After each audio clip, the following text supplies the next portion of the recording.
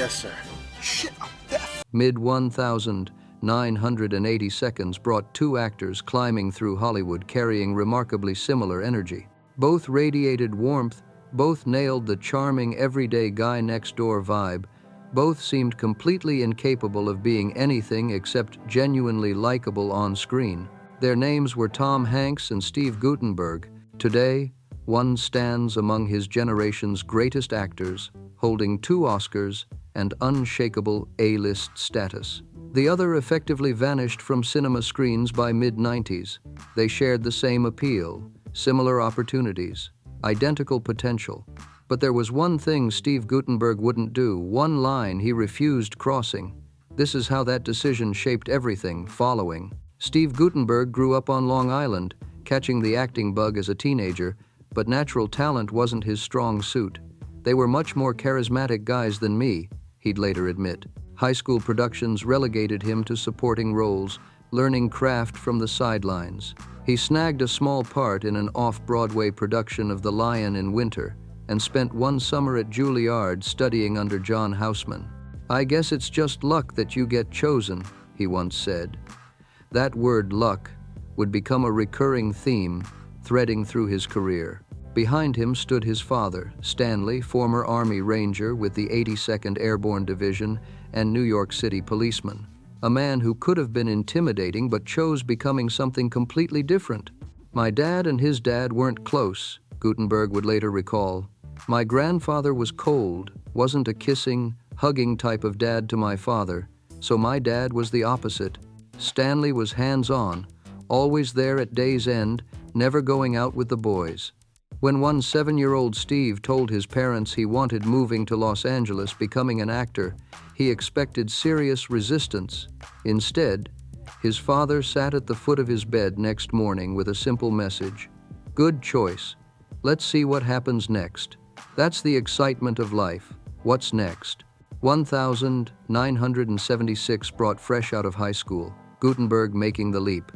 He moved to Los Angeles carrying $300, salami from his mother, and his father's briefcase. His parents gave him 2 weeks. Finding work, he made the deadline.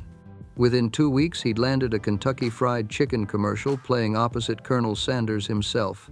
But Guttenberg didn't stop there. He'd sneak onto studio lots. Paramount, Universal, 20th Century Fox. There was no computer, no cell phones, just a guard with a telephone, he recalled. He'd punch a blank time card like other employees and walk right past security. From there, he'd call agents and producers, pitching himself for auditions. The hustle worked. He landed small roles, a TV movie called Something for Joey in 1977. Then, the lead in The Chicken Chronicles, a high school comedy that flopped, but he kept grinding. Somewhere along the way, he picked up an agent. Then one day, out of nowhere, that agent called with a role changing everything: The Boys from Brazil, a thriller based on the Ira Levin bestseller. At 20 years old, Steve Guttenberg would be acting opposite Laurence Olivier, Gregory Peck, and James Mason. I always find the more successful the actor, the nicer they are, the sweeter they are, the more understanding they are. These 3 guys, these monsters, were just fantastic to me. Steve Guttenberg was building not just a career but a complete philosophy. Then came 1982. Barry Levinson's Diner featured an ensemble cast including Mickey Rourke, Daniel Stern, and Kevin Bacon. Guttenberg landed Eddie Simmons by opening up about his own long-distance relationship. The vulnerability gave the character authenticity. He wasn't just goofy, he was sweet, smart, and insecure. The studio nearly shelved it until Levinson secretly showed it to critic Pauline Kael, who loved it. "This was one of those magic, lucky times when a reviewer can actually change the course of a film's destiny," Guttenberg wrote. 1983 brought him starring in The Day After, an ABC movie about nuclear war. Over 100 million people watched. President Reagan watched. It sparked national debates. Steve Guttenberg proved he could work with seriously dramatic material. Then came 1984, and everything exploded. Guttenberg wanted working with Ron Howard on Splash, but got turned down. The role went to Tom Hanks. Ironically, Police Academy producers had wanted Hanks for the lead role that eventually went to Guttenberg. It was a raunchy-rated comedy about misfits and weirdos joining the police force, complete with sound effects guy Michael Winslow, the aggressive Tackleberry, and lovable Giant Hightower. At the Chaos Center was Guttenberg's Carrie Mahoney, a street-smart troublemaker forced into the academy as an alternative to jail time. He was the relatively normal guy, the audience's guide through the lunacy, equal parts charming and irreverent. Critics absolutely hated it.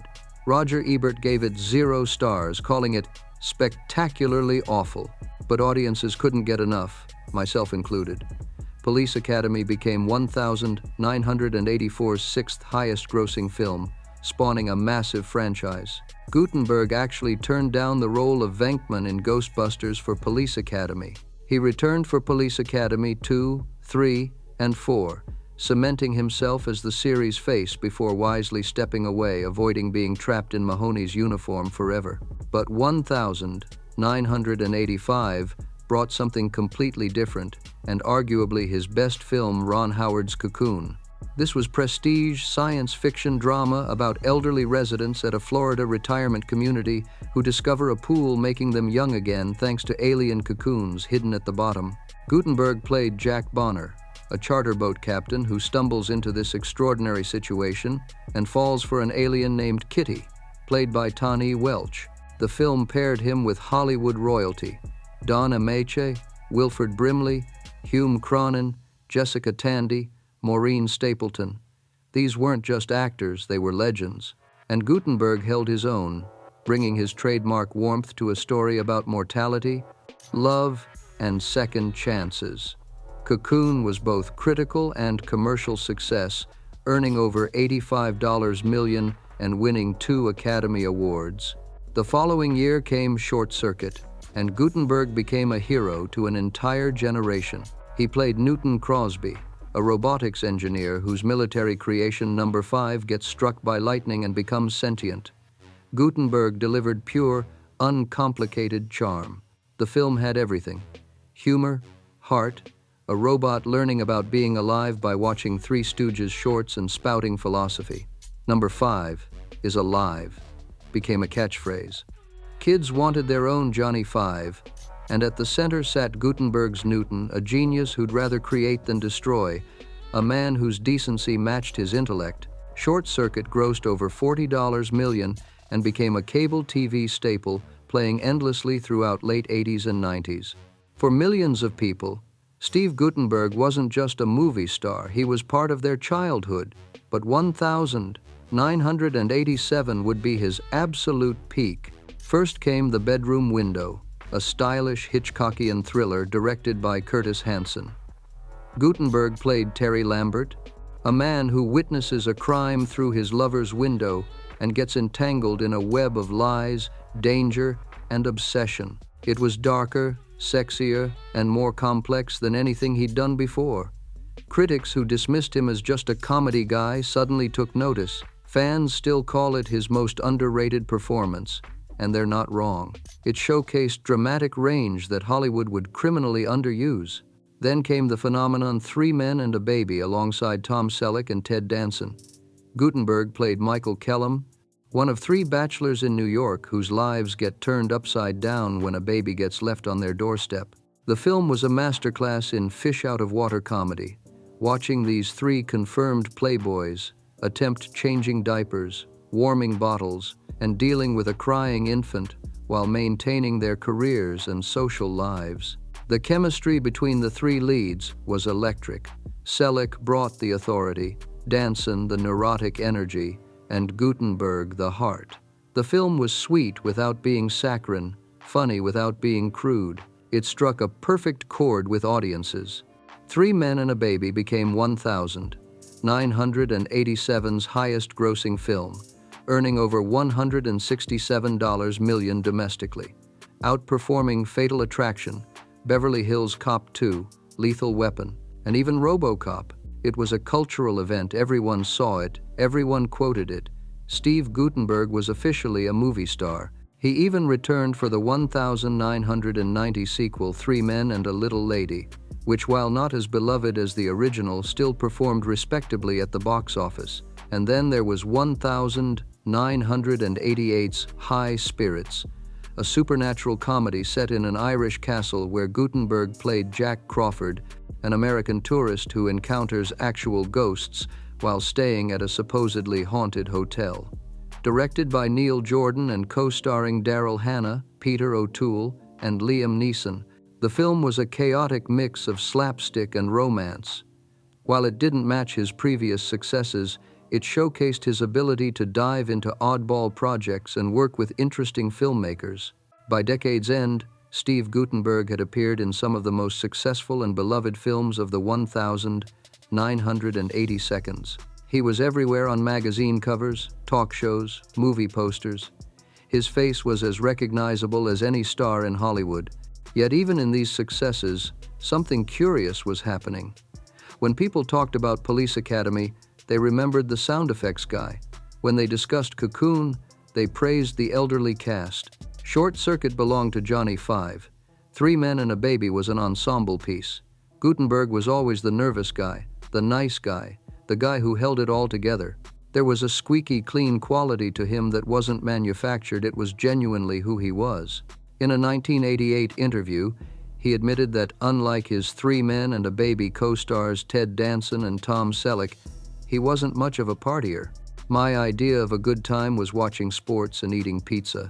Ted and Tom are older than I am, but in actuality I felt the oldest. He knew his reputation and owned it. I don't feel cornered by being Mr. Nice Guy. At this point in my career, being Mr. Nice Guy got me where I am now. When the 90s arrived, Hollywood's ecosystem changed fundamentally. Guttenberg's inoffensive likability lost currency overnight. Edgier, more complicated protagonists were in. He turned to family films like Zeus and Roxanne and comedies like It Takes Two. He directed the 2002 adaptation of P.S. Your Cat is Dead, Nothing Caught Fire. While colleagues like Danson and Howard continued thriving, Guttenberg became a punchline, shorthand for dated 80s artifacts. His most memorable 21st century role was playing a dopey version of himself on Party Down. He competed on Dancing with the Stars, appeared in sci-fi movies like Lavalantula and Sharknado, celebrations of his pop culture punchline status. He did play a disturbing character on Veronica Mars. Someone who I despise, he'd noted, relishing the darkness. But he acknowledged his reluctance. Going dark hurt him professionally. I like being nice, but as an actor, people mistake niceness for weakness in your character. Through it all, Stanley, his father, remained his anchor. Then Stanley was diagnosed with kidney failure. Steve began driving 400 miles from LA to Phoenix every week for his father's dialysis treatments. My dad was always there for me, Steve reflected. I was in love with my dad. He was my best friend. Stanley died in July 2022 at age 89. Steve was holding him, doing CPR, unable to accept it. I probably let him go a year later. It's hard to believe that he's gone. Steve poured his grief into Time to Thank, caregiving for my hero, and created a one-man play, Tales from the Guttenberg Bible. When I perform this play, I'm talking to my dad, he says. Despite his bond with Stanley, Steve never became a father himself. Today, Steve Guttenberg lives in Pacific Palisades, California, the same community for 37 years. He was married to CBS reporter Emily Smith from 2019 until their divorce in 2025. When devastating wildfires tore through the Palisades in January 2025, Steve jumped into action. As nearly 200 drivers abandoned cars, fleeing flames on foot, he moved vehicles, cleared paths for emergency vehicles, and helped neighbors evacuate.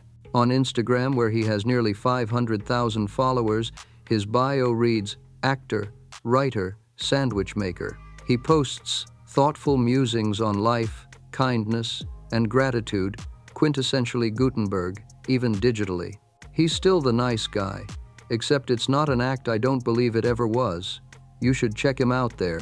It's genuinely heartwarming. There are 10 actors that can play every role.